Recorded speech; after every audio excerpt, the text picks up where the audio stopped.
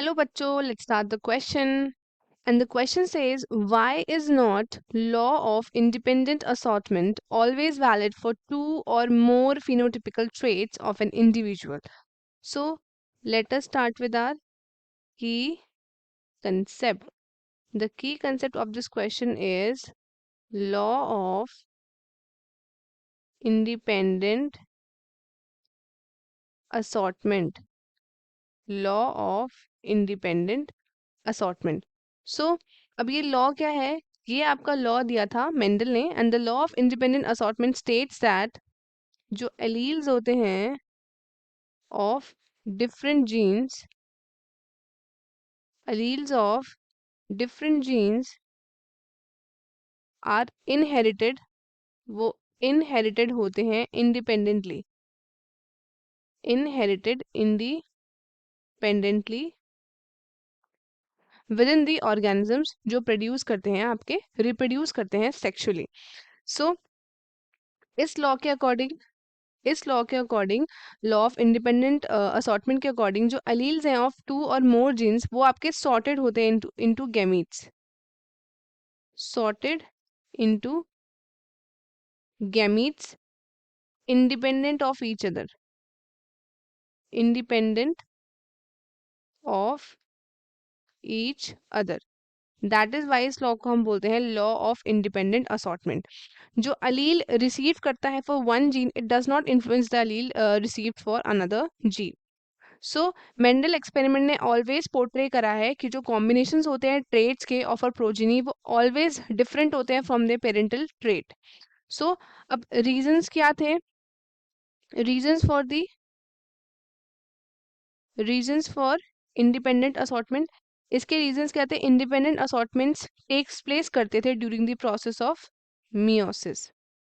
Meiosis के process में, इस प्रोसेस में क्या होता था? जो क्रोमोसोम होता था वो हो जाते थे हाफ, एंड उसको हम क्या बोलते थे? They are known as haploid, that is n. So अगर हम इसको अंडरस्टैंड करें लॉ ऑफ इंडिपेंडेंट असॉर्टमेंट को, वो एक बहुत इंपॉर्टेंट है कि हम अंडरस्टैंड करें लॉ ऑफ सेग्रीगेशन को. इसमें क्या होता है? टू डिफरेंट जीन्स आपके सॉर्टेड होते हैं इनटू डिफरेंट गैमीट सेल्स, और on the other hand law of independent assortment occur करता है जब मैटरनल एंड पैटर्नल जीन्स आपके डिवाइड करते हैं रैंडमली. ठीक है, रैंडमली जब आपके डिवाइड करते हैं. सो अगर हम बात करें अबाउट द एग्जाम्पल देखें for law of independent assortment. So हम कंसिडर करते हैं एक एग्जाम्पल किसी भी एक रैबिट का विथ टू विजिबल ट्रेट्स. सबसे पहला तो फर का कलर उसके या तो ब्लैक होगा और या तो होगा वाइट. फिर then next is eye colour. So eye colour में क्या होगा? या तो ग्रीन होगा या तो होगा रेड.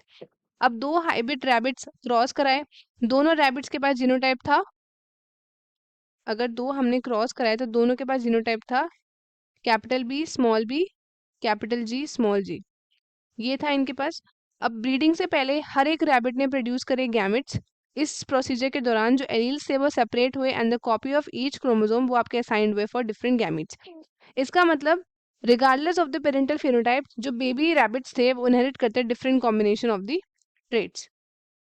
सो ऑल्टरनेटिवली जो आपका बेबी रैबिट है उसका जीनोटाइप क्या होगा? That would be capital B small B small G small G. ये होगा for the baby rabbit, for the baby rabbit. हमसे क्वेश्चन में क्या पूछा है? हमसे पूछा है कि why is not Mendel second law always valid for two और more phenotypical traits of an individual. अब क्यों होता है ये कि जो आपका मेंडल का सेकंड लॉ है, और you can say law of independent assortment, ये आपके वैलिड है for the genes which are located in different chromosomes, located in different chromosomes. अब ये जो जीन्स होते हैं ड्यूरिंग मियोसिस सेग्रीगेट करते हैं इंडिपेंडेंटली, और मेंडल के सेकंड लॉ ने however it is not valid for the phenotypical features जो कंडीशन हुए हैं आपके जीन लोकेशन से in the same chromosome gene under linkage. क्योंकि ये जो जीन्स हैं आपके लिंक्ड जीन्स हो गए, अब ये सेपरेट नहीं करते in the meiosis except for the phenomena of crossing over. So यही है वो रीजन जिसकी वजह से क्या होता है आपका Mendel second law is not always valid for two और more phenotypical traits of an individual. तो स्टूडेंट्स, आई होप आपको क्वेश्चन अच्छे से समझ आया है। All the best and thank you.